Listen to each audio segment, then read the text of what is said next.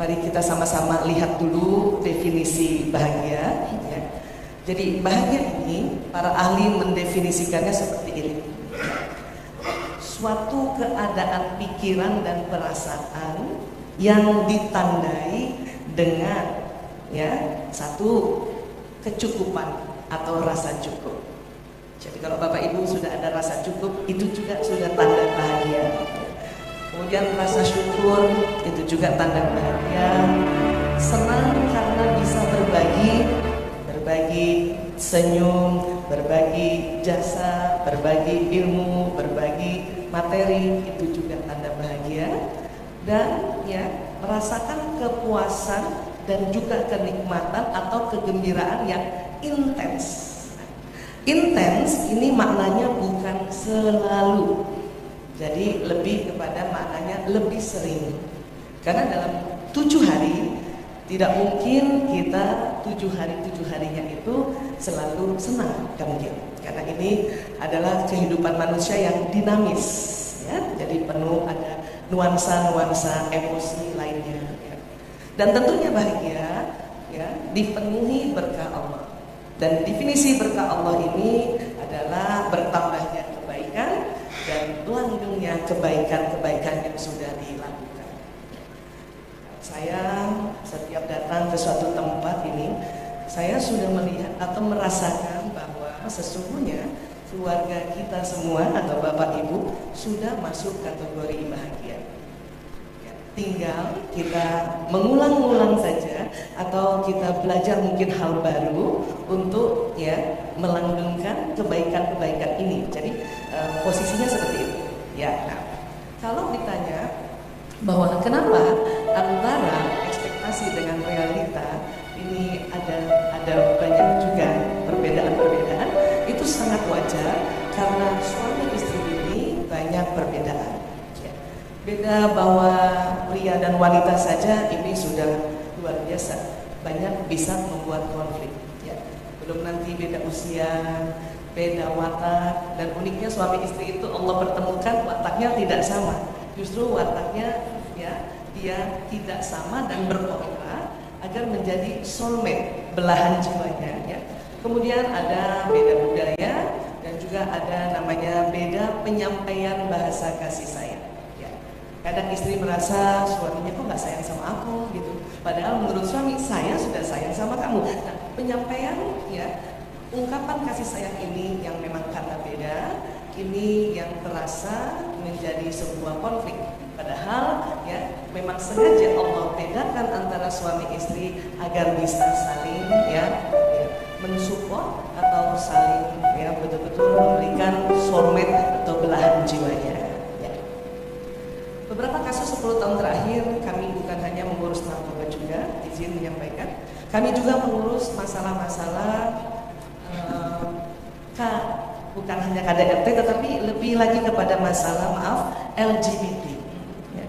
Ini adalah perubahan rasa sayang, rasa cinta yang kepada jenis yang sama. Ini lebih repot sebetulnya dibanding urus penyimpangan yang lain. Ini susah sekali. Maka karena sama jenis kelaminnya, sebetulnya korban-korban LGBT kalau kami ajak anamnesis atau kita ajak wawancara, mereka bosan sebetulnya karena punya pasangan yang sama jenis, bosan. Tetapi karena sudah terlanjur mereka merasa ada hal yang berbeda di dirinya, maka mereka meminta kalau sudah bosan pasangannya ini untuk kalau mau pisah carikan pasangan dulu, baru boleh pisah. Ini juga makanya propaganda dari komunitas LGBT ya semakin menjadi-jadi agar banyak orang yang masuk di dalam komunitas tersebut sehingga apabila bosan waktu mengganti-gantinya itu lebih mudah mencarinya dibanding dulu ya. Kalau dulu itu kalau sampai ditinggalkan itu bisa dikejar, bisa diancam, bisa dibunuh. Kalau sekarang kalau bosan ya udah kamu mau ganti ya carikan dulu saya.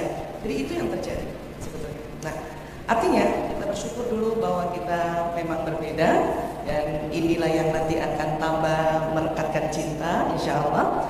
Dan hari ini saya izin juga menjelaskan beberapa apa apa yang perbedaan-perbedaan, sehingga kadang-kadang mudah-mudahan dengan jembatan ilmu ini kita saling memahami, saling mengerti, ya.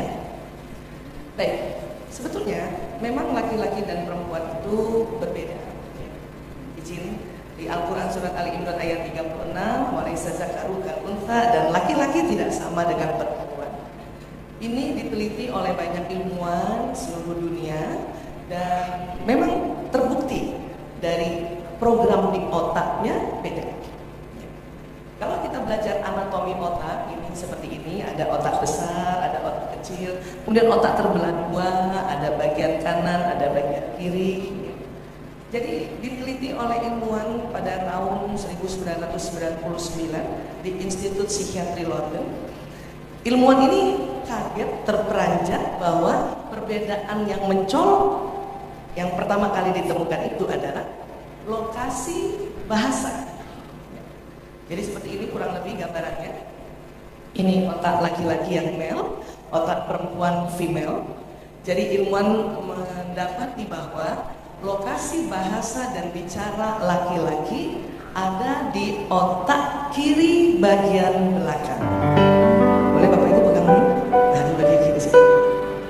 Ibu-ibu perlu tahu tuh ya, ya kan sini. Adapun perempuan, otak bicaranya, lokasi bahasa bicaranya kiri belakang dan kanan belakang. Boleh pegang Bu dua-duanya? Di situ Pak.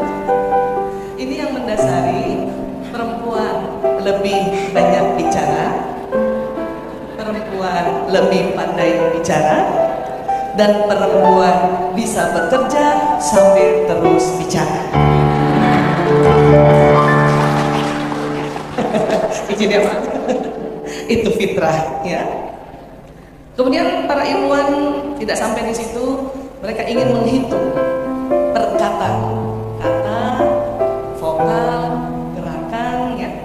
Jadi didapati rupanya laki-laki dalam sehari mengatakan antara 2000 sampai 4000 kata, 1000 sampai 2000 bunyi vokal, 2000 sampai 3000 gerakan tubuhnya.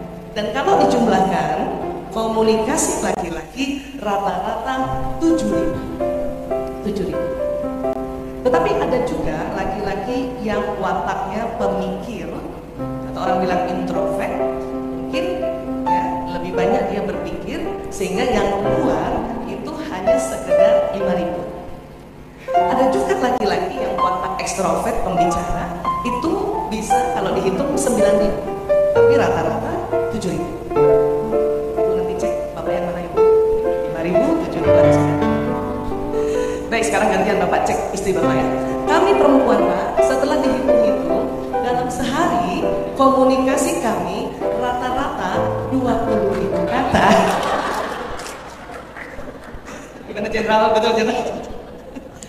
Ya, ini kami karena lokasi bahasanya kiri dan kanan. Ada juga sih perempuan yang pendiam, yang kayak saya. Enggak percaya dulu. Yang pendiam 16.000 kata. Yang aktif bicara 24.000 kata.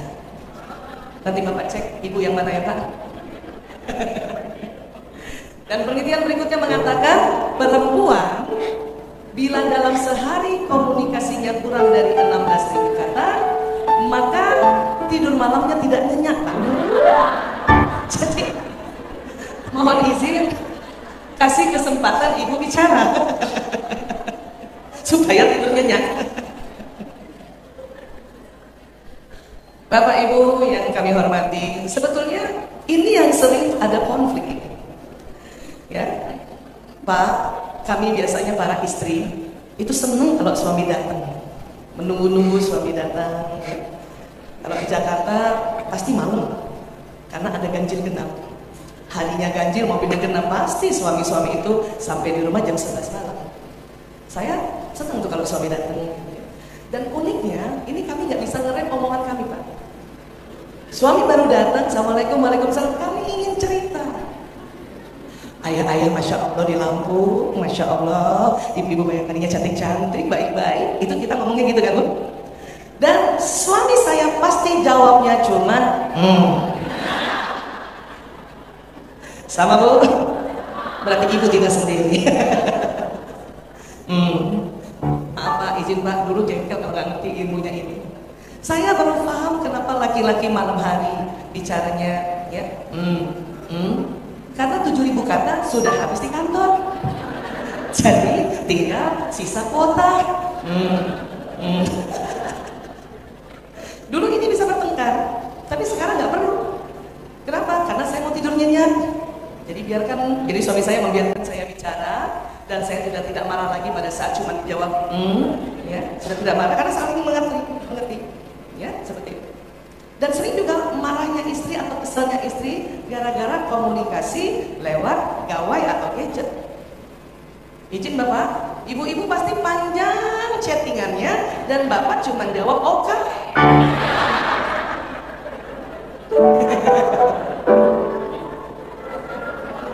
Itu lagi yang bikin kita kesal. Bu Luri, waktu dulu zaman SMS itu kan juga mulai ya, kita SMS panjang lebar, laki-laki jawab oke. Dulu belum ngerti ilmu ini. Ilmu ini masuk di Indonesia dalam bentuk jurnal tahun 2006. Menikah 92, Bu. 92 sampai 2006 pertengahannya hanya begini saja. Jadi kalau saya SMS dijawab oke, mulai kesel. Apa saya pikir Pak? Tuh kan, dia udah gak sayang lagi sama aku. Tapi sekarang setelah tahu ilmunya, dijawab oke malah bangga. Ya Allah, laki-laki banget suami aku. Anak saya lewat, kenapa Bu? Oke doang bapakmu tulis. Jadi gak usah marah gitu kan. Tapi kalau pagi seperti ini, tadi saya sebelum turun di ruangan ini, di mobil, ya saya izin lagi. Ya, ayah, ya mohon doakan, sebentar lagi saya sampai dan nanti seminar. Kalau jam segini Bu, masih panjang jawabannya. Bukan oka. Apa dia tulis tadi? OKEY. Paling enggak agak panjang daripada oka. Tapi alhamdulillah ada kalimat berikutnya. Apa dia tulis tadi? Jaga kondisi. Ya Allah. Pak, ibu-ibu dijawab WA-nya panjang gitu aja udah melayang-layang. Itu HP langsung taruh di dada, Bu. Itulah ya. Begitu juga kalau ibu punya anak laki yang sudah merantau, ibunya nasihatin panjang lebar, anak laki cuma jawab begini. Nah, udah pasti marah Bu. Ibu langsung bilang, ya Allah, laki banget. Kayak gitu. Izin Pak, kami karena stoknya banyak, itu bawah sadar kami menulis panjang. Semua kami tulis Pak. Bahkan ketawa, perempuan pasti ditulis semua. Hehe titik, hehe titik gitu. WK. Maaf ya Pak, itu bawah sadar. Bapak-bapak kan ketawa, zaman dulu belum ada emoticon. Bapak-bapak tulis ketawanya cuma begini, HE angka 3. Itu udah syukur tuh. Berarti Bapak ketawa. Ya, sekarang ada emoticon. Laki-laki cukup begininya 1 kali. Perempuan nggak cukup Pak, kadang 5.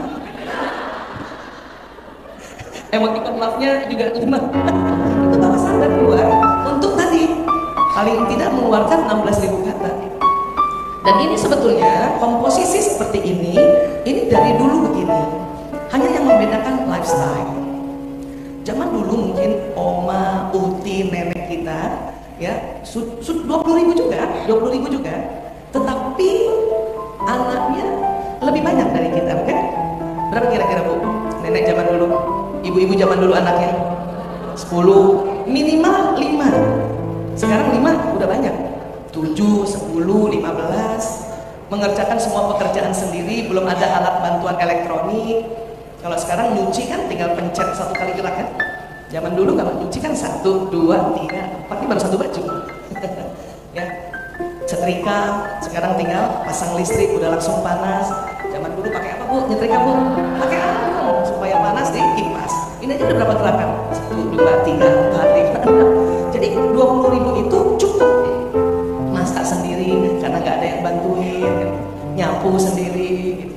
Dan juga bapak-bapak zaman dulu ya, terutama misalnya di hampir semua daerah, sampai di rumah tidak malam sekali seperti tadi yang saya ceritakan jam 11 malam. Kadang jam 5 sudah pulang ya, sehingga 7.000 kata masih ada sisanya, masih ada stoknya. Ibu-ibu juga 20.000 kata belum, ya tidak lagi banyak berlebih. Makanya klop jadinya. Itulah suami istri zaman dulu punya budaya senang ngobrol di depan rumah. Makanya ada kursi kan di depan rumah. Bapak baca koran, ibu sambil ngerajut, ngobrol sesekali, kan gitu. Jadi ini yang berubah adalah berbeda adalah lifestyle-nya. Tetapi jumlahnya tetap seperti ini. Ya. Kemudian Bapak izin, perempuan ternyata memang perlu bicara perempuan. Kenapa? Karena otak perempuan tidak menyimpan masalah seperti otak laki-laki. Masalah bagi perempuan itu nanti di otaknya terus berputar sampai dia ungkapkan, baik secara verbal atau tulisan sebetulnya. Makanya zaman dulu kalau kita masih ingat ibu belum punya suami tapi kepengen menceritakan, terus belum ada media sosial, ibu ceritanya di mana Bu? Buku diary, betul kan? Iya. Dan yang boleh baca hanya ibu seorang.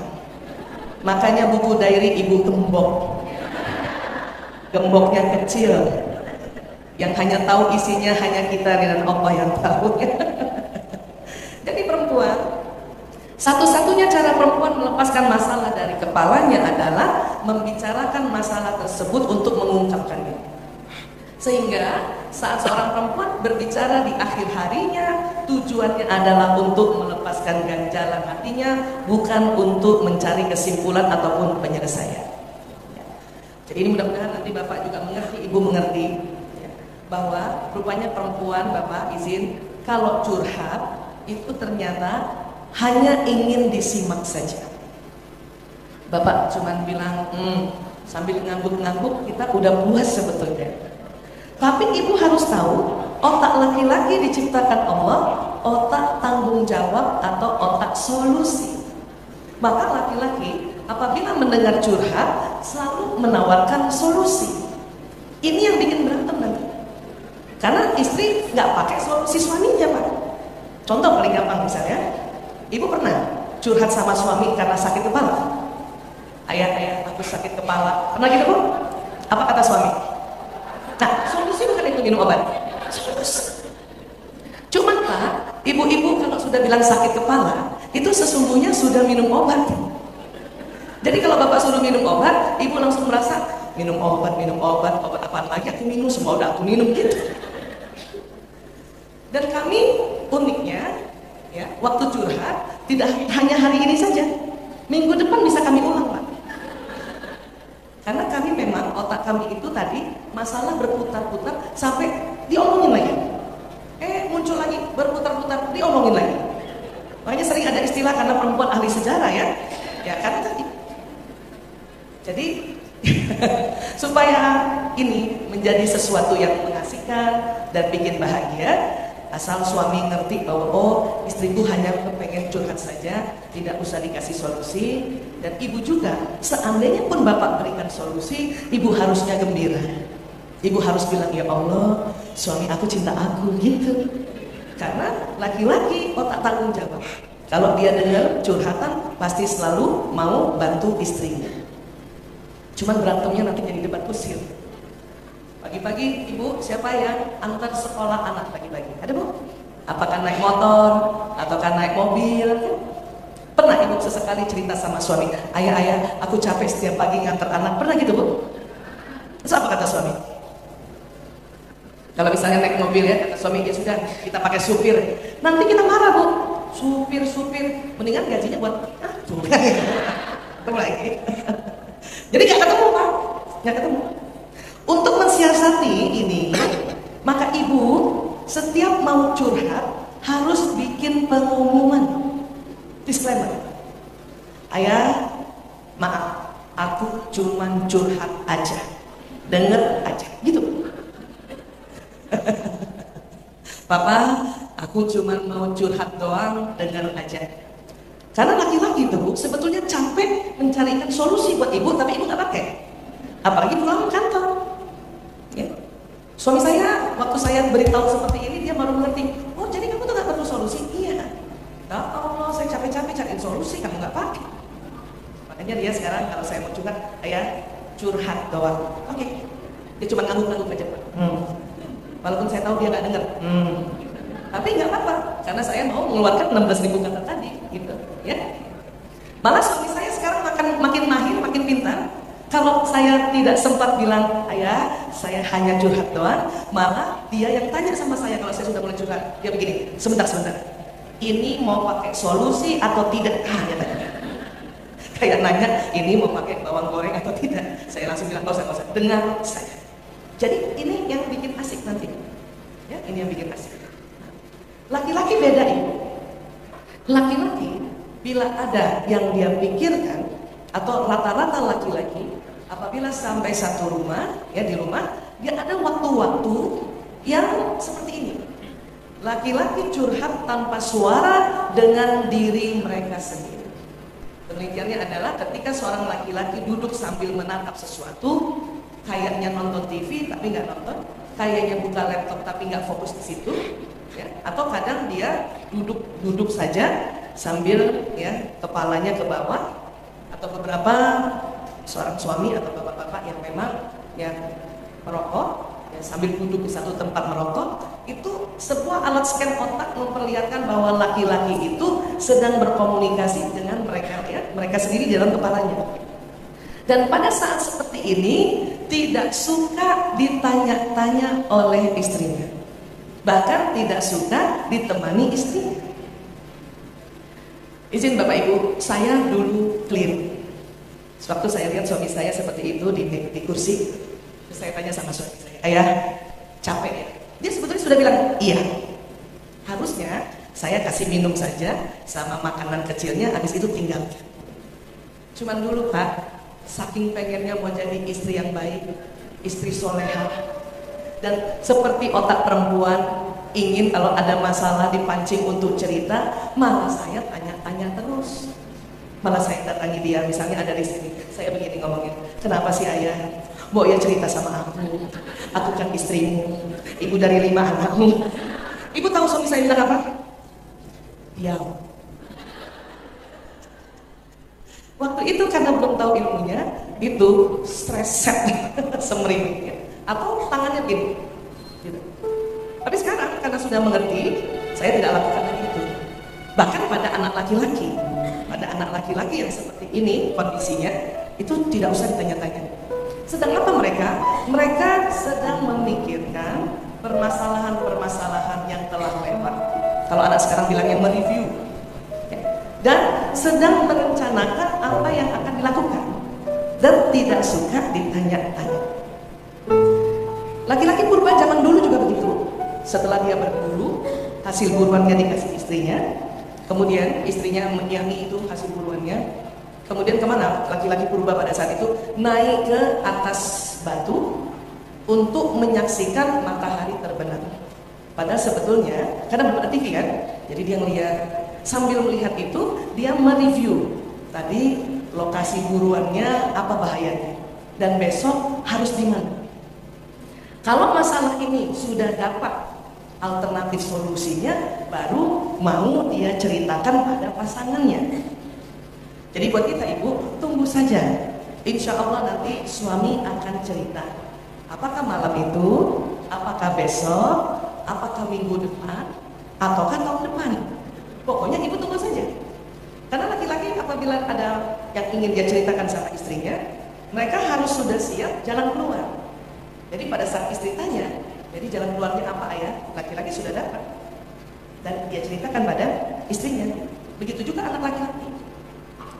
Suatu ketika anak saya aku, waktu zaman masih taksi, bukan grab gitu ya. Saya lagi duduk-duduk, terus dia datang sama saya. Ibu-ibu, HP aku ketinggalan di taksi. Saya langsung berdiri, saya bilang apa? Cepet cari nak. Apa dia bilang? Udah 2 bulan yang lalu. Kenapa baru kasih tahu ibu? Aku kan cari solusi dulu. Aku pikirin di mana hilangnya. Terus aku ingat itu di taksi. Aku nggak tahu tadi nomor berapa. Cuma tadi sempat ngomong sama tukang taksinya ada di pukul A. Aku datang ke sana, cari dulu. Itu perlu waktu.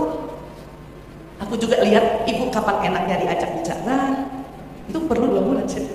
Nah, ini yang terjadi. Ini yang sering juga membuat ya. karena kita tidak tahu tentang mata laki-laki, bertengkarnya di sini. Jadi mudah-mudahan ini yang membuat nanti insya Allah kita saling mengerti. Kemudian ada perbedaan mata. Perempuan bicara senang dengan kontak mata dan dilihat wajahnya, Pak. Sementara laki-laki ya kurang suka kontak mata. Kalau kita bicara sama anak laki-laki ibu atau bicara dengan suami, itu tatapannya cuma tahan 5 detik. Ya. Kenapa begitu? Karena putih-putih mata atau sklera mata pada perempuan ternyata lebih lebar. Ya, sklera mata yang ini, yang putih-putihnya ini dibanding pria. Karena sklera mata perempuan lebih lebar, ini yang membuat perempuan kalau bicara selalu lihat mata atau selalu lihat wajah. Ibu, siapa yang punya anak perempuan? Kalau ibu mau ambil hatinya anak perempuan, pada saat anak perempuan cerita sama ibu, bicara sama ibu, tolong ibu lihat wajah. Anak perempuan tidak suka pada saat dia cerita, ibu atau kita sambil mengerjakan yang lain-lain. Tidak suka. Saya sampai sekarang belajar, kalau dia lagi cerita, saya taruh HP saya. Sambil saya lihat wajahnya, ngangguk-ngangguk sedikit. Kadang saya nggak ngerti dia ngomong apa, semuanya ngangguk-ngangguk. Itu latihanku. Kecuali pada saat dia cerita, ayahnya yang telepon atau ayahnya WA, kelihatan dari notifikasi, maka kita bilang sama anak perempuan bahwa sebentar ya nak, ayah telepon, ibu jawab dulu. Karena anak perempuan sejak kecil harus tahu bahwa seorang istri apabila berhadapan dengan suami dan anak di waktu bersamaan didahulukan suami, kecuali anaknya masih bayi. Ya. Jadi anak perempuan saya udah mengerti, kalau lagi ngobrol tiba-tiba ayahnya telepon, dia langsung lihat oh ayah, udah dia tungguin. Tapi kalau yang lain telepon nggak usah diangkat dulu. Bahkan kalau rumah sakit tempat saya bekerja, ya, saya sejak 2003 alhamdulillah bisa bekerja di Rumah Sakit Bayangkara selama Polri yang ada di Pasar Jumat, bikin unit narkoba di sana sampai tahun lalu. Dan tahun ini kami buka juga unit narkoba di Rumah Sakit Bayangkara Brimob 82. Itu kalau rumah sakit telepon untuk melaporkan pasien-pasien kami Bu, atau tempat rehab kami telepon, kan pasien narkoba unik-unik ya laporannya dari perawat. Dokter, pasiennya kabur. Dok, pasiennya loncat dari lantai 3. Itu tuh pesannya gitu kalau perawat-perawat telepon saya. Tapi kalau sedang bicara sama anak perempuan, saya lihat rumah sakit telepon, saya nggak angkat dulu. Saya selesaikan dulu bicara dengan anak perempuan ini. Dalam hati saya, biarin tuh pasien kabur-kabur deh. Daripada anak saya kabur, loncat-loncat deh daripada anak saya loncat. Karena anak perempuan itu perlu ini untuk kita ya mengambil hatinya dan dia merasa diperhatikan oleh orang tuanya. Nah, cukup. Tapi kalau anak laki-laki beda. Ya. Jadi anak perempuan, walaupun sudut mata anak perempuan ibu kayaknya agak sipit, tapi putih-putih matanya anak perempuan ini dia lebih lebar dibanding saudara laki-lakinya. Laki-laki lebih sempit. Kayaknya laki-laki kurang suka kontak mata. Karena ya putih-putih matanya lebih sempit dibanding saudara perempuannya. Maka ibu kalau bicara sama anak laki-laki nggak usah ribut soal mata ya. Karena banyak ibu-ibu kalau ngomong sama anak laki, lihat bunda, lihat bunda, lihat bunda, lihat bunda. Anak laki-laki cuma tahan ditatap 5 detik Bu. Kalau ibu ngomong sama anak laki-laki lebih dari 5 detik, ya itu mukanya udah nggak bisa lagi lihat ibunya, pasti lihat macam-macam. Lihat tembok lah, atau sambil goyang-goyang. Nanti ibu marah kan? Yang sopan kalau bicara sama bunda, lihat muka bunda kan? Pas anak laki lihat lagi, 5 detik kita lihat, lebih dari 5 detik, dia begini lagi. Akhirnya 30 menit cuma lihat bunda, lihat bunda. Nasihatnya nggak ada. Jadi anak laki, kalau ibu mau anak laki lihat wajah ibu cukup lihat 5 detik, habis itu nggak usah lihat kok. Saya biasanya kalau bicara sama anak laki-laki saya, itu saya ada kertas, saya tulis, Mas Lana, minggu depan uang jajan sekian. Sambil saya nulis, anak laki-laki lihat wajah saya. Bisa gitu Bu? Siapa yang punya anak laki-laki Bu? Iya, sering kayak gitu Bu? Lihat bunda, lihat bunda. Begitu juga sama suami atau sama bapaknya ya Bu. Karena ini, ya, putih-putih matanya laki-laki itu lebih sempit dibanding perempuan. Ya, itu juga saya baru tahu 2006. Padahal belajar anatomi dulu waktu kuliah sejak 87. Cuman tahu oh ini sklera, ini kornea, ini ya, retina. Baru di dunia diteliti bahwa putih-putih mata itu mempengaruhi. Jadi perempuan karena lebih lebar ya sklera matanya, makanya perempuan tahan lama kalau bicara tatap mata. Laki-laki cuma tahan sekitar 5 detik saja. Maka ibu kalau ngomong sama bapak, banyak perempuan-perempuan tuh cerita sama saya, Bu Esa, saya suka tersinggung. Kenapa? Sekarang kalau saya ngomong sama suami saya nggak mau lihat saya kan. Saya bilang, ibu kelamaan lihatnya. Maksudnya, nah saya ceritakan lagi. Bapak-bapak nggak tahan ibu kalau ibu ngomongin lihat matanya lebih dari 5 detik, apalagi soal duit. Ayah tahu nggak? Sekarang semuanya naik, terus mata kita mendelik-delik gitu, Bu. Oh, setelah 5 detik dia lihat tembok, lihat HP, lihat TV. Maka kalau ibu mau ya romantis, nah, ini kan perlu ya kita bikin romantis ya. Seperti ini, saya belajar dari sini. Ini suami istri. Ya. Jadi istri kalau mau natap suami, cukup 5 detik saja, habis itu tunduk, Bu. Nah, laki-laki yang menjadi suami kalau istrinya nggak liatin matanya, dia senang lihat muka istri.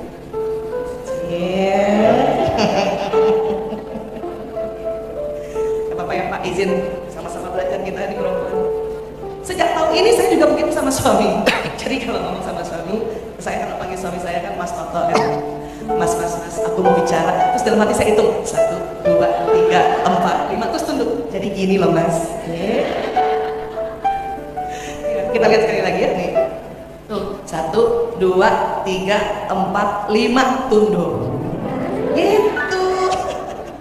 Tapi ibu kalau mau pakai cara ini, pastikan dalam keadaan cantik. Jangan rambut lagi berantakan, salon pas di leher, muka pucat, ibu sok-sokan nunduk-nunduk gitu. Suami langsung astagfirullah. Ya Bu ya? Iya. Ya berantemnya karena gini. Karena ibu merasa dulu aja waktu di awal-awal, apalagi waktu sebelum nikah, waktu dilamar, ya mungkin zaman dulu ya, waktu pendekatan, kayaknya dia selalu liatin aku. Kenapa sejak nanti sudah nikah dia nggak pernah mau lihat muka aku? Ya karena kita ngomongnya lebih dari 5 detik, Bu. Jadi kembali lagi harus seperti dulu. Bisa Bu? Bisa nggak Bu? Betul. Insya Allah ya. Tuh lihat tuh, 1, 2, 3, 4, 5 tunduk. Ini yang namanya kita bikin nih. Karena romantis itu perlu dibikin, bukan bawaan lahir, ya. Dan kalau sudah tahu, nah, ya, masya Allah. Apalagi, rupanya retina, sel kerucut retina mata perempuan lebih banyak dibanding laki-laki. Makanya ini gini, perempuan kalau lihat ke depan pasti matanya lebar. Laki-laki pas lihat ke depan ibu itu lebih jauh dari pandangan matanya perempuan, cuman kanan kirinya tidak lebar. Boleh saya minta izin untuk ibu-ibu saja, boleh tangan kanannya ke depan Bu, buat ibu-ibu saja ya Pak, buat perempuan. Ibu lihat tangan ibu ya. Sekarang saya tanya, apakah ibu masih bisa lihat teman yang duduk sebelah kanan? Masih bisa lihat teman yang duduk sebelah kiri? Laki-laki nggak bisa kayak gitu. Masa sih? Ibu nanti di rumah jangan paksa suami ya. Coba pak, nggak usah. Karena ini penelitiannya sudah internasional, nggak usah. Laki-laki inilah yang disebut mata berburu atau mata hunter. Ya. Sel kerucut matanya tidak sebanyak perempuan, tapi kalau lihat ke depan lebih panjang dari perempuan. Perempuan ini disebutnya mata penjaga saraf atau nest keeper. Ya. Ibu pernah kan lagi masak, matanya di kompor, kemudian tikus lewat, ibu lihat. Mama, kami begitu Pak, mata ke kompor, maaf ada kecoa lewat, ada tikus lagi, kami lihat. Walaupun matanya tetap di kompor, sambil ngedumel, ya Allah tuh tikus kan gitu. Atau ada orang datang, kami lihat. Walaupun mata kami ada di depan.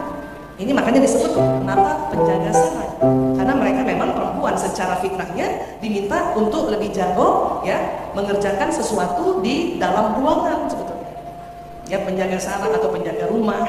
Kan nggak perlu lebar, kan nggak perlu panjang kan. Tapi laki-laki memang mata berburu.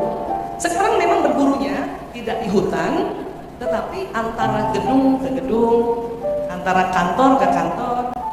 Makanya laki-laki biasanya naik mobil itu matanya bisa jauh. Bertengkarnya di mana dengan suami istri? Saya kalau berdua sama suami lagi jalan-jalan, Bu. Kemudian apabila gedung yang kita tuju, ya, suami sudah bisa lihat dari jauh. Apa kata suami? Itu dia, gedungnya sudah kelihatan. Saya nggak bisa lihat loh, Pak. Mana sih? Karena kita ke depannya tidak panjang. Apa kata suami? Itu. Mana sih? Itu. Nah, di situ udah mulai nggak enak tuh. Yang makin nggak enak kalau komen suami adalah, masa gitu aja nggak lihat? Yang itu. Dulu belum ngerti ilmu ini, jadi diam saja, Pak. Sekarang karena sudah mulai ngerti, kalau dibilang masa gitu aja nggak lihat, apa saya jawab? Maaf ayah, aku perempuan banget. Karena memang matanya tidak panjang. Ya. Ini juga yang sering terjadi pada saat laki-laki sedang bawa mobil dengan mata yang panjang lurus, jadi menguasai bidang sampai depan. Apabila di depan sedang macet, di depan lagi lapang, makanya laki-laki akan tiba-tiba bawa mobilnya dengan cepat. Dan kalau ada perempuan di sampingnya, otomatis juga perempuan komennya apa? Awas, awas, awas, awas, awas, awas. Lihat kanan kiri, awas, awas, awas, awas. Karena mata kami, Pak, yang lebar seperti ini, pada saat Bapak ngebut, terasa mobil ini ingin nyambel kanan kiri. Makanya kita selalu bilang, awas, awas, awas, awas. Buat laki-laki kalau komen kita awas, awas, awas, itu mengganggu, Bu.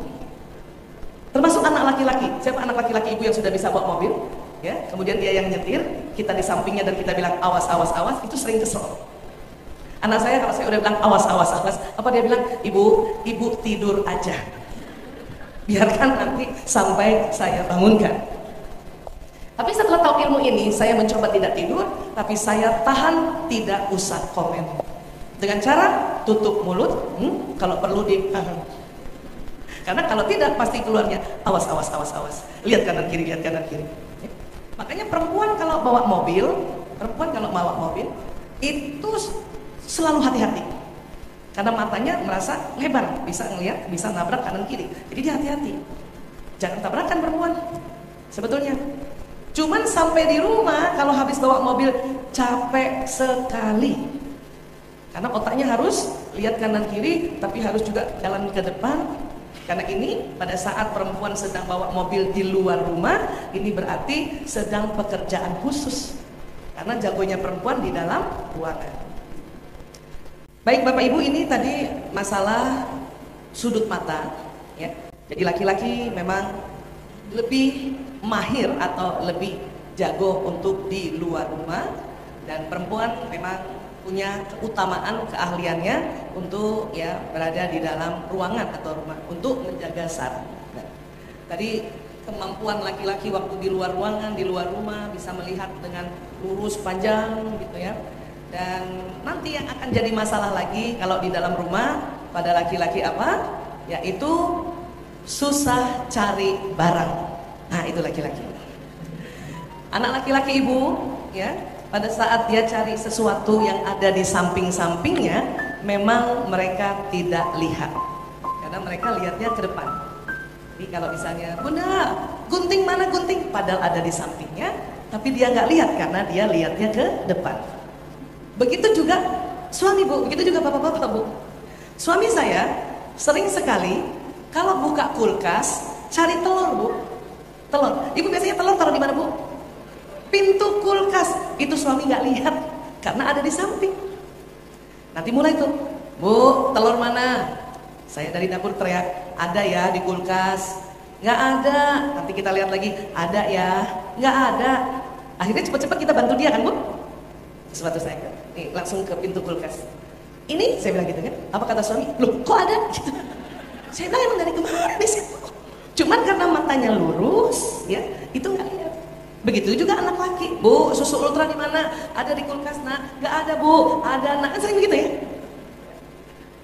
Dan pada saat perempuan membantu anak laki-laki dan suami, sering juga komennya yang tidak disuka mereka. Apa Bu? Ini makanya cari pakai mata, jangan pakai mulut gitu. Dan laki-laki tersinggung kalau dibilang makanya cari pakai mata kan gitu. Dan tersinggung Bu, karena sesungguhnya bapak-bapak sudah cari pakai mata, cuman bapak juga nggak tahu kalau mata bapak lurus. Jadi bagaimana untuk mensiasati ini dan tidak bikin bertengkar dan semakin bahagia, semakin harmonis. Jadi kalau suami cari barang, anak laki-laki cari barang, bantu saja. Ini sebagai amal soleh ibu-ibu. Sewaktu membantunya, tidak usah komen cari pakai mata. Bisa Bu? Ini loh ayah, terus tutup mulut. Aha. Bisa kira-kira Bu? Kalau sampai kepingin komen, ganti komennya Bu. Ya, karena laki-laki suka kesel kalau dibilang cari pakai mata. Apalagi ibu-ibu tuh, kalau anak laki-lakinya cari barang, di sana nak di kamar nggak ada Bu, ada di kamar nggak ada. Apa kata ibu-ibu? Awas kalau sampai ada, awas. Tuh, kami ibu-ibu sering gitu Pak. Awas kalau sampai bunda yang dapat, awas ya awas. Ada ibu pernah begitu Bu? Sering. Padahal memang laki-laki nggak lihat, orang matanya lurus, ya. Jadi kalau ibu mau bantu, boleh komennya diganti gini Bu. Ini loh ayah, masya Allah, mata laki-laki banget. Nah, itu jauh lebih enak dibanding cari pakai mata gitu. Bapak pernah Pak digilangin gitu sama ibu? Ya, jadi seperti ini. Nah, ini yang perlu kita tahu karena itu tadi perbedaan laki-laki dan perempuan ini banyak sekali. Tapi ini yang sangat dasar sekali. Sehingga kadang-kadang waktu kita menikah kan ya kita berekspektasi untuk saling ya membahagiakan. Tapi karena tadi ada banyak perbedaan realitanya, loh kok beda ya? Ya. Belum lagi nanti kalau ya ini ada unik nih. Ada otak di tengah ini. Kalau dibelah ada yang kita sebut putih-putih ini namanya corpus callosum. Izin masih pakai bahasa Latin karena memang kesepakatan internasional di dunia medis nama-nama anggota tubuh dalam bahasa Latin. Ya. Jadi ada corpus callosum. Laki-laki ada corpus callosumnya, perempuan juga ada corpus callosumnya, tetapi corpus callosum perempuan lebih tebal 30%. Sehingga otak kiri dan kanannya tersambung lebih banyak pada perempuan dibanding laki-laki. Di mana penelitiannya ya di UCLA oleh Dr. Roger Grosky PhD, seorang ahli neurolog. Ya. Nah, karena korpus kolosum perempuan lebih tebal, ini yang membuat perempuan mampu mengerjakan berbagai pekerjaan yang tidak saling berhubungan dalam satu waktu. Betul Bu? Ibu sering begitu Bu? Sambil gendong anak, masak, suapin anak pertama, ada basah di bawah, kakinya ngepel, bisa Bu? Pantat ibu tutup lemari, bisa? Ah, itu perempuan banget ya. Naik mobil, suapin anak, masih bisa jawab telepon, pasang alis, ah, itulah perempuan ya. Karena otak tengahnya lebih tebal. Di kantor juga begitu. Karena korpus kolosum perempuan lebih tebal, maka perempuan bisa mengerjakan lebih dari satu pekerjaan. Ya Bu, kayak gini ya Bu. Laki-laki bagaimana? Laki-laki karena lebih tipis, maka ya, jadi para ahli mengatakan gini, otak laki-laki Tuhan buat untuk pekerjaan khusus, pekerjaan yang untuk cepat konsentrasi. Jadi rupanya pada saat laki-laki fokus pada pekerjaan di depannya, setelah 10 menit ke atas, otak laki-laki tambah konsentrasi dan pendengarannya menurun. Itulah makanya laki-laki hanya dapat mengerjakan satu pekerjaan dalam satu waktu. Itu laki-laki. Maka laki-laki ya atau pria, ketika pria membaca koran, baca buku, pegang gadget, nonton TV dan sudah di atas 10 menit, pria tidak mendengar apa yang dikatakan wanita. Betul gini Bu? Ibu kalau manggil bapak berapa kali baru bapak nengok Bu? Berkali-kali. Sering kayak gitu Pak. Saya juga begitu Bu. Sebelum apalagi belum tahu ilmu ini, suami saya lagi duduk, saya panggil dari belakang, ayah. Satu kali laki-laki itu memang tidak dengar, bukan sengaja tidak mau menjawab, memang sedang konsentrasi Bu. Kami perempuan Pak, kalau satu kali panggil suami nggak jawab, panggilan kedua suaranya naik setengah oktav Pak. Ayah, itu juga belum tentu nengok Bu, karena masih konsentrasi, pendengaran menurun. Panggilan ketiga perempuan Pak langsung 7 oktav. Ayah, Dan biasanya suami-suami nengok. Banyak bapak-bapak tanya sama saya, Bu Aisyah, kenapa istri-istri kalau manggil melotot? Saya bilang, itu panggilan ketiga Pak. Yang istri bapak cantik panggilan pertama, cuman bapak nggak denger. Itu pun karena konsentrasi. Ibu, ini buat ibu dulu boleh? Maukah ibu saya berikan tips panggil anak laki-laki atau memanggil suami yang sedang konsentrasi dan sewaktu dia menoleh, ibu masih cantik. Ibu mau? Saya tanya dulu Bu, ini mahal nih. Mau Bu? Betul? Dipraktekkan ya? Ya. Kalau ibu mau panggil suami yang sedang konsentrasi, ada pekerjaan di depannya, atau anak laki-laki juga yang sedang konsentrasi, dan pada saat dia menoleh, ibu masih cantik, maka pertahankan senyum sampai panggilan kelima. Ayah, ayah, ayah, halo. Laki-laki menoleh kalau nggak ketiga keempat Bu. Dan kalau ibu masih cantik, pas dia noleh, oh masih cantik. Bisa gitu Bu? Bagaimana ibu-ibu bisa ditiru? Makanya tanya dulu, supaya bisa dipraktekkan. Kalau ibu nggak sanggup cara ini, bisa juga dengan cara tidak teriak-teriak panggil suami, tapi datangi dan colek dia. Ayah, satu kali saja itu masih nggak rasa karena sedang konsentrasi. Maka colekan kedua baru, ayah, kan gitu. Nah, itu juga lebih cantik. Atau ibu kombinasi antara dua cara itu. Bisa ya Bu? Insya Allah ya. Mungkin ibu-ibu pernah dengar saya cerita begini, nggak apa-apa, saya sengaja ulang-ulang. Saya saja Bu, udah berkali-kali cerita tentang ini, masih sering lupa kalau laki-laki cepat konsentrasi. Sekarang suami saya di depan, saya suka panggil dari dapur, masih begitu. Dari belakang. Ayah, terus langsung ingat ilmu ini. Oh iya, otaknya lebih tipis. Jadi tidak perlu panggil sampai 3-4 kali teriak-teriak. Kalau ada ilmunya langsung ingat dan segera merubah strategi. Ini yang kita bisa lakukan ya. Kenapa? Karena laki-laki sebetulnya lebih banyak akan mengerjakan pekerjaan-pekerjaan berat. Dan ini perlu konsentrasi ya. Contoh misalnya pekerjaan yang seperti ini, bapak-bapak itu fokus. Bapak-bapak lebih cepat fokus mengerjakan. Dan ini nggak boleh salah, ini pasang murnya, pasang stroke-nya, pasang. Ibu kebayang nggak kalau suami-suami atau laki-laki sedang bekerja, tetapi matanya yang lebar, misalnya gitu kan, mata laki-laki lurus, sudahlah lurus, otak tengahnya tipis, sehingga dia konsentrasi. Jadi tidak perlu terganggu kecoa lewat, tikus lewat, atau temennya lewat. Ibu kebayang bapak-bapak lagi pasang sesuatu, temennya lewat, hai, maka nggak selesai-selesai kerjanya. Ya, beda sama kita, karena kita memang diminta multitasking. Maka kalaupun ingin suami membantu pekerjaan di rumah, seperti ini akan menyusahkan.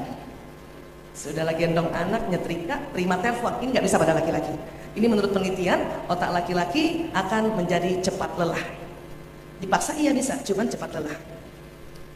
Kita beda ya Bu, perempuan, oh Masya Allah, bisa sambil gendong anak, ini nyusuin anak loh Bu. Bayangin yang dikerjakan motong-motong itu pakai pisau dan masih bisa terima telepon. Ini perempuan memang ya, setrika, masih bisa ikut Zoom, masih bisa terima telepon. Terus gimana dong kalau suami-suami mau bantu di rumah? Bisa Bu, tapi satu-satu. Laki-laki lebih nyaman mengerjakan satu pekerjaan dalam satu waktu. Seperti ini ya. Bahkan suami membantu pekerjaan istri di rumah itu sunnah ya, kalau ada waktu lapangnya ya, sebagaimana Rasulullah SAW. Tapi satu-satu. Ibu, coba ibu bayangkan kalau ada suami sudah bantu istrinya mencuci seperti ini. Dan ingat tadi, matanya lurus, otak korpus kolosumnya lebih tipis sehingga cepat konsentrasi. Maka laki-laki akan konsentrasi pada pekerjaan di depan. Terus kalau ibu titip anak yang umur belum 1 tahun, barangkali yang 6 bulan, 8 bulan, duduk di samping bapak ini, anak ini nangis, bapak nggak dengar Bu. Atau anak ini jatuh, bapak nggak lihat memang, karena matanya lurus dan tidak dengar. Ini lagi kalau sering ibu-ibu marah, kalau itu tadi anaknya sudah nangis bahkan jatuh, suami ibu nggak lihat, nggak dengar, apa yang dimarahin oleh ibu? Ya Allah ayah, baru aja titip sebentar udah nggak dilihat, padahal memang nggak lihat. Ya. Jadi ini pertengkarannya di situ. Jadi bagaimana sebetulnya? Pada saat laki-laki ya seperti ini, dia bisa. Tapi nanti kalau ada telepon, ini langsung ditinggalin anaknya, dia akan terima telepon. Laki-laki main sama anaknya seperti ini bisa. Tapi ketika ada telepon dari kantor kah atau dari luar, maka ibu harus segera ambil anak. Biarkan bapak-bapak fokus terima telepon. Karena penelitian mengatakan bahwa laki-laki akan susah, apalagi kalau anaknya masih kecil. Dia terima telepon, anaknya digendong, kadang anaknya merosot, sering kayak gitu. Dan juga ada budaya juga, bapak-bapak mungkin di Indonesia sering bawa anaknya sore-sore, jalan-jalan sore gini karena ibunya mungkin mandi dulu, sholat dulu. Ya, kalau masih kayak gini nih masih nggak apa-apa nih, belum 10 menit ya. Tapi kalau nanti dia sudah cerita asik sama temennya, ini bisa anak nggak kelihatan. Mungkin anak turun ke bawah, mungkin dia jalan ke samping, itu nggak kelihatan oleh bapaknya. Jadi sekali lagi, ini yang harus difahami. Kenapa? Karena memang settingan otaknya seperti itu. Terus apa yang terjadi pada cinta setelah menikah? Sebetulnya cinta itu tetap selalu ada, karena cinta ini ada di kelenjar pituitari, ya di sini, persis tengah. Coba ibu-ibu rasakan dulu, pertemuan dua alis naik sedikit ke atas. Nah, itu. Ini kalau dibor ke dalam, ada kelenjar pituitari. Di antara tugasnya adalah di dalamnya ada hormon-hormon, hormon cinta, hormon kasih sayang, hormon bahagia, hormon rasa nyaman. Bahkan narkotika alam itu ada di sini. Ya, ini dia. Jadi kalau ada orang bilang cinta itu tak pernah padam, itu betul. Tapi cinta sering tak pernah paham. Nah, itu juga betul. Maka kita harus tahu juga caranya keluar hormon ini. Ya, hormon ini ada 4 sekawan. Ya, ini nggak perlu kita hafalkan, tetapi 4 sekawan ini bisa keluar secara alami dengan tersenyum.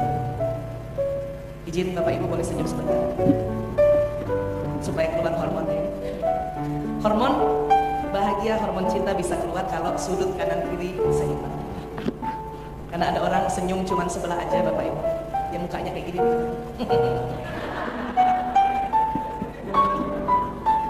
Orang yang senyum mukanya cuman sebelah doang Bu. Itu bukan hormon cinta yang keluar, hormon stres. Dan kata para ahli, supaya hormon cinta ini keluar, kalau Bapak Ibu senyum, mohon tahan minimal 7 detik. Boleh Bapak Ibu izin senyum lagi? Ayo senyum. Senyum. 1, 2, 3, 4, 5, 6, 7, 8. Oh, Masya Allah. Kenapa harus 7 detik? Karena ada orang senyum cuma 2 detik, bukannya begini dong. Cuma 2 detik. Sudah 2 detik miring pula lagi. Hormon ini juga bisa ya keluar selain senyum, tertawa. Jadi Bapak Ibu kalau anaknya datang cerita lucu, dia udah ketawa, tolong Bapak Ibu ikut ketawa juga. Jangan terlalu dipikirin apa lucunya gitu. Ketawa aja dulu supaya anak senang. Ya, paham ya Bapak Ibu ya. Ngomong-ngomong soal senyum, kadang-kadang begini, izin Bapak, saya juga baru belajar tahun 2006 dan akhirnya setelah tahu jadi tambah cinta sebetulnya. Apa? Rupanya banyak istri-istri kecewa kalau suami datang, ya Pak, terus kami senyum kan, ayah. Ibu pernah begitu sama suami? Terus apa yang terjadi? Bapak senyum? Jadi begini, laki-laki apabila baru sampai di satu tempat 10 menit sampai 15 menit pertama, karena ada hormon testosteron di wajahnya, maka ya laki-laki cara menyimaknya begini, apapun perasaannya 10 menit sampai 15 menit pertama bila sampai di satu tempat, walaupun istrinya sudah senyum, laki-laki seperti ini.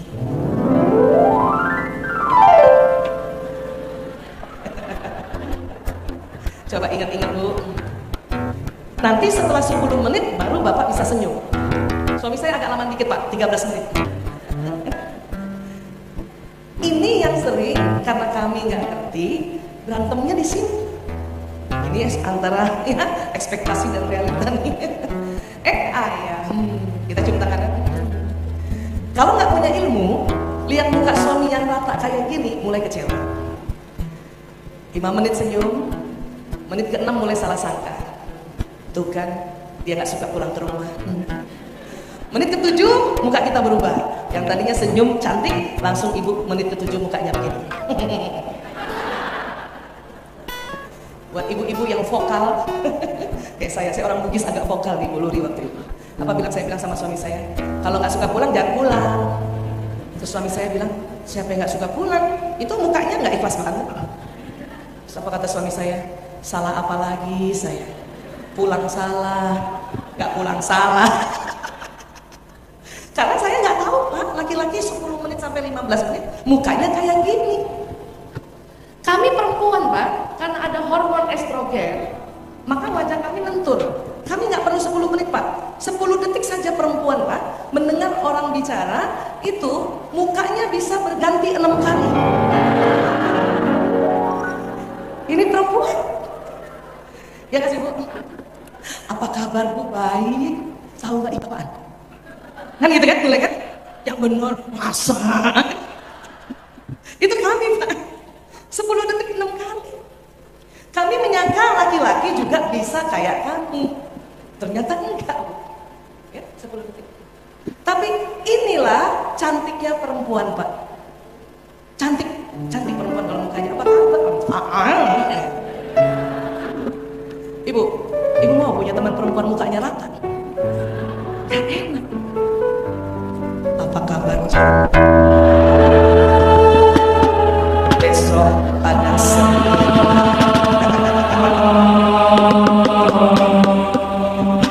Bapak mau suami istri Bapak jemput Bapak begini mukanya?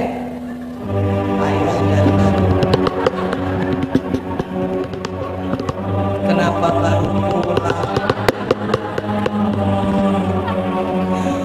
Udah gitu habis sholat isya pakai mukena putih. Bapak juga mukanya rata. Ibu juga sambil begini kayak. Anak-anak juga nggak suka kalau muka ibunya rata. Lanang mandi sekarang. Jadi ini memang cantiknya perempuan. Sama tadi juga, ini juga gantengnya laki-laki. Ini yang disebut wibawa. Tepuk tangan Bapak dulu. Anak sekarang bilangnya apa? Cool banget. Waktu di awal kita ketemu kan begitu sama suami ibu. Coba ibu ingat-ingat waktu ibu dilamar. Saya waktu dilamar, suami datang kan gitu ya. Kan waktu datang belum 10 menit kan. Karena kadang-kadang kita perempuan suka ngintip-ngintip lewat jendela Pak. Pas kita lihat muka calon suami kita, ya Allah, cool banget. Pas udah nikah, kenapa begitu terus? Makanya perlu belajar. Kalau enggak, capek deh. Ini ganteng ini Bu. Bisa terima Bu, suaminya begini Bu? Saya tanya dulu, ibu bisa terima? Dengan ikhlas? Dan cuman paling lama 15 menit. Sampai di rumah, mukanya masih rata kayak gini. 10 sampai 15 menit. Setelah 15 menit, dia mulai senyum, dia sudah mulai cerita-cerita, itu laki-laki. Atau ibu mau suami ibu baru buka pintu sudah begini, Assalamualaikum. Ibu mau suami ibu gitu. Bunda, ayah kangen banget. Ibu mau suami gitu. Pilih mana?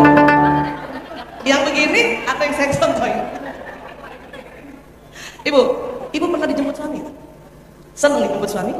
Seneng Bu. Tapi pas buka mobil, muka mereka begini. Saya kalau di WA suami, saya jemput kamu, ya Allah bahagia banget Pak. Minta izin sama teman-teman dokter, aku pulang dulu kan ya, suami aku jemput aku. Turun lift, masih bahagia, masih gembira karena dijemput. Jalan di koridor, masih senang. Cari di parkiran, masih senang. Pas buka pintu mobil, suami begitu di depan, kemudian Assalamualaikum, selam. Terus cium tangan. Lupa, sebelum ngerti, saya kesel. Apa saya bilang? Tahu gini naik taksi. Memang kita perempuan suka julid, Pak. Julidnya pakai kol-kola Bu, julid. Karena nggak ngerti. Ya. Terus kata suami saya, loh, katanya kamu senang dijemput. Iya tapi kayaknya nggak ikhlas tuh mukanya. Tahu gini aku nebeng teman. Yang tadinya mungkin setelah itu mau diajak makan, nggak jadi. Karena bertengkar seperti ini. pikir lebih baik suami saya begini mukanya waktu jemput saya daripada pas buka pintu tuh suami begini gayanya.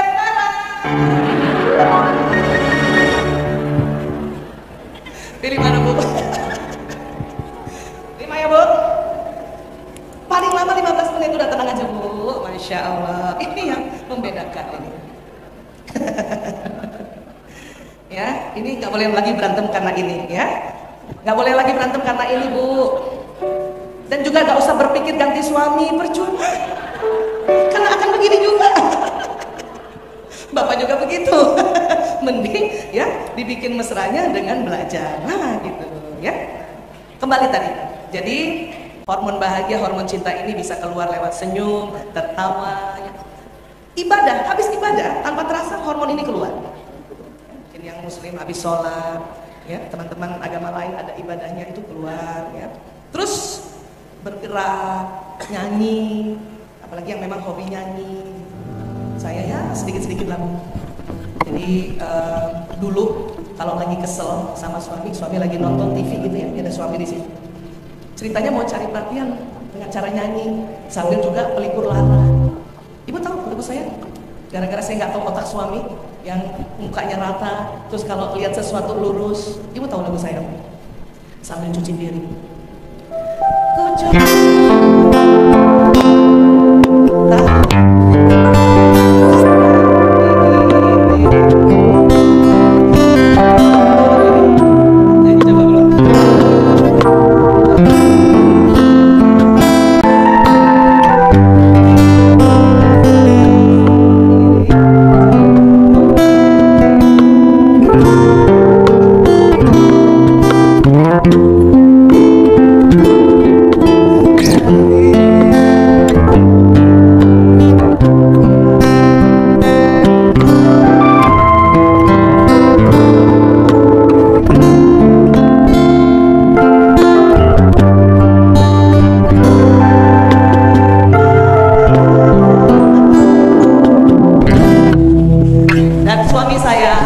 Masih terus nonton TV.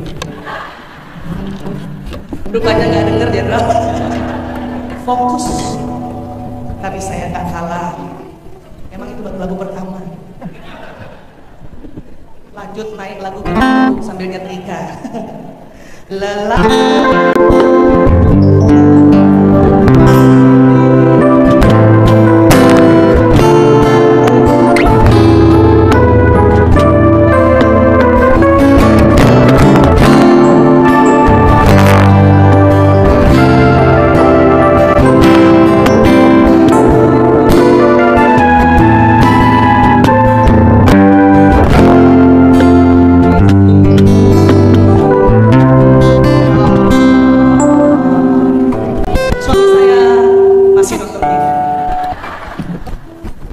Baru lagu ketujuh dia sadar. Itu pun lagunya udah lagu gembira Pak. Bapak tahu lagunya apa? Amin.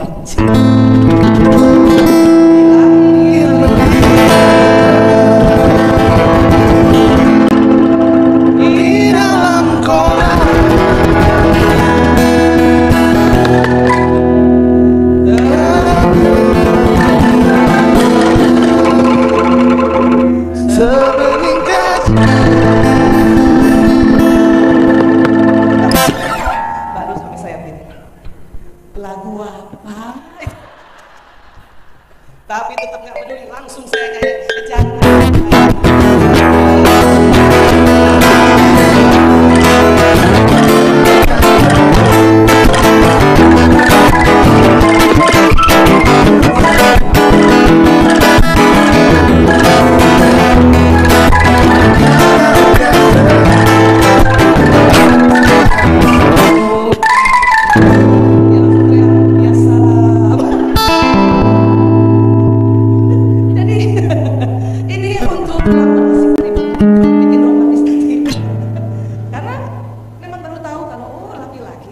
Bukan sengaja mengacungkan kita.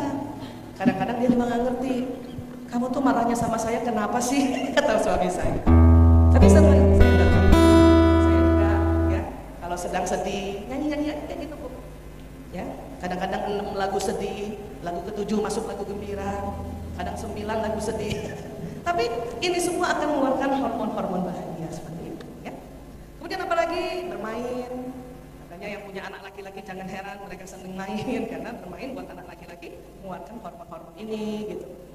Dipuji, bahkan memuji, ini juga mengeluarkan hormon bahagia, ya.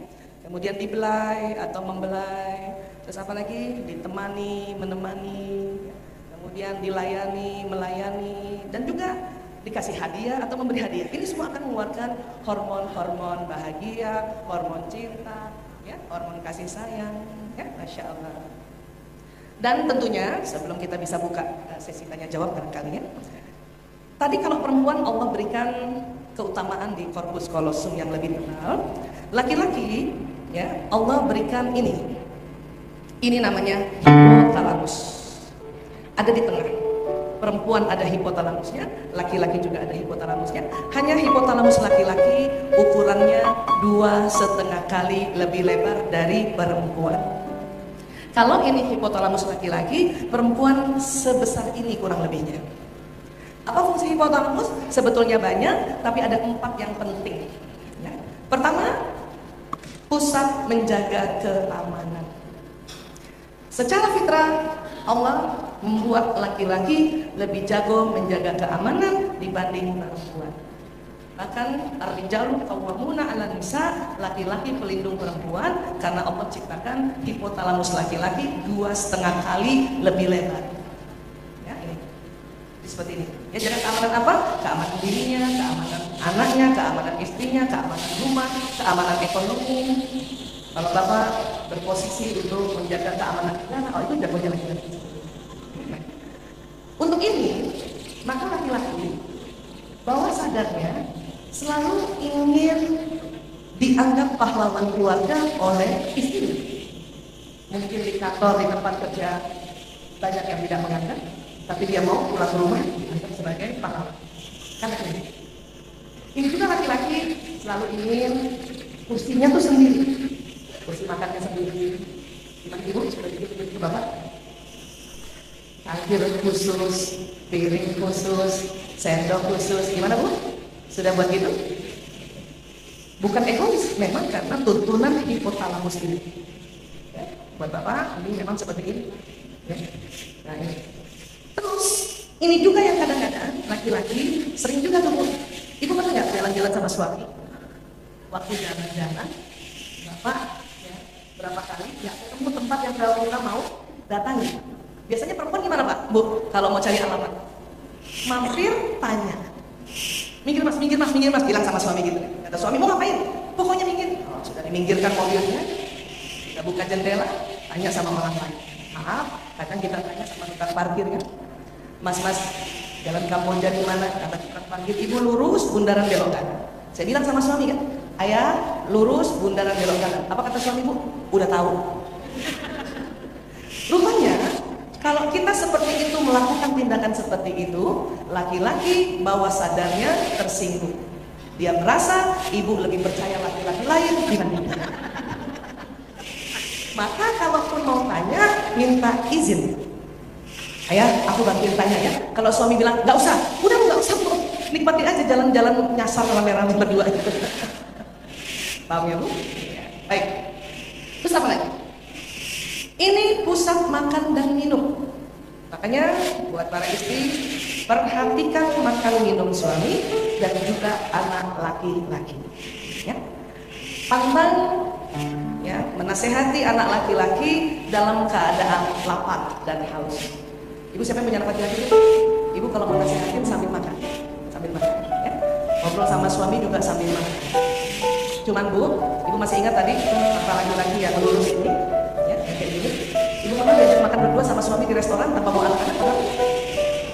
Kalau ibu makan sama suami berdua, ya lebih baik ibu duduk depan suami.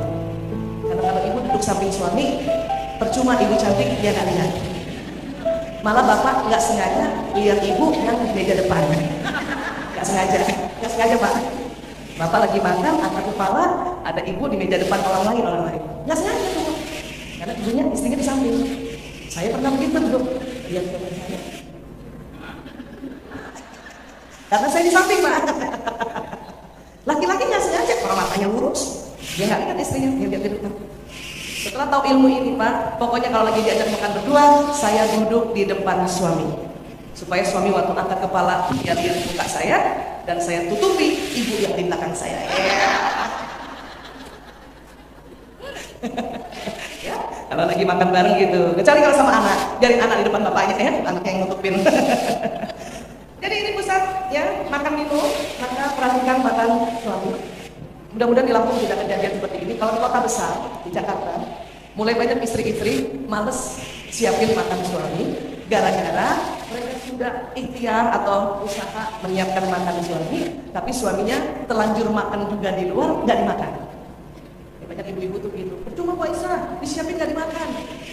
Tapi sebetulnya tidak percuma, karena otak laki-laki itu otomatis. Sampai di rumah, salaman di istrinya, datang ke mejanya, taruh semua barang-barang. Waktu bapak taruh barang-barang, nggak usah diajak bicara ya. Habis itu ke meja makan, buka tudung saji. Itu otomatis. Kalau pas buka ada makanan, itu langsung cocok di otak laki-laki. Yang kasihan buka tudung saji kosong. Walaupun nggak dimakan, tetapi ini sudah sangat berarti. Kalau bapak nggak makan, bapak langsung masuk kamar atau mandi, ya sudah, ibu tinggal tanya, gimana ayah, masih mau makan? Nggak usah, masukkan aja kulkas. Besok panasin lagi, pajang lagi, gitu ya. Paham tentang ini ya, Bu? Ini juga pusat tidur. Maka jangan heran banyak kita ngobrol-ngobrol sama suami di tempat tidur, belum selesai istrinya ngobrol, bapak sudah tidur. Ada begitu, Bu? Itu bukan sengaja.